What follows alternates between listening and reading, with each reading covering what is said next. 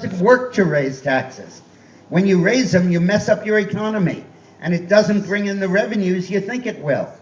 And then because the economy slows down, unemployment goes up, unemployment insurance, Medicare, welfare, food stamps, so you end up spending all of the money you thought you were saving.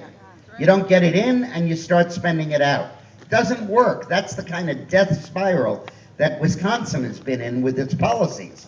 We're not going to let America go that way.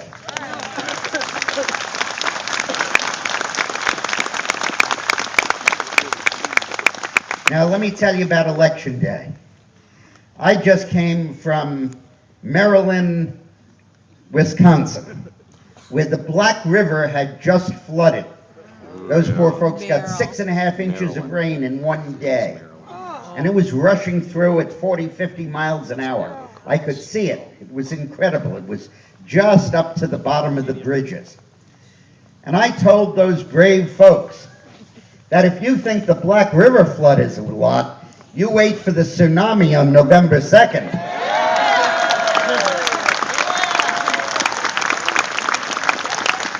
We have about 40 days and 40 nights until Election Day for it to rain on Russ Feingold's head.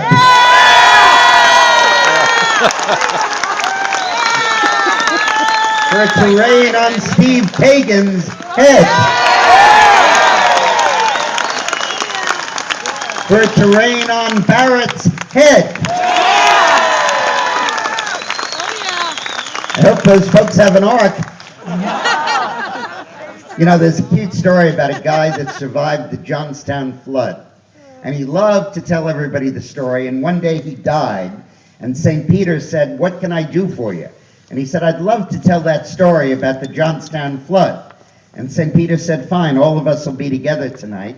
Why don't you do it?" So right before he was about to speak, St. Peter says, "I just wanted to tell you Noah is in the audience."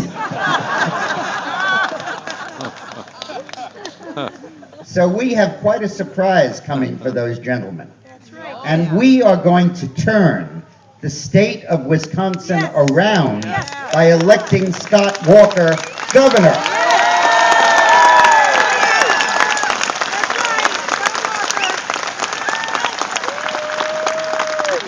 You want to hear something that'll really make you sick? Barrett has an ad-on, or the Democrats do, Doyle does, where he says, Scott Walker increased the debt for pensions by $400 million. Okay, sounds like he was really responsible. Here's what he did. He refinanced the debt at a lower interest rate and saved the taxpayers $236 million in interest. So Barrett takes the whole net and he says he borrowed $400 million. Yeah, he did. He borrowed the money that we had already borrowed, but he borrowed it at a lower tax rate. That's saving money, something Barrett in Milwaukee wouldn't know anything about.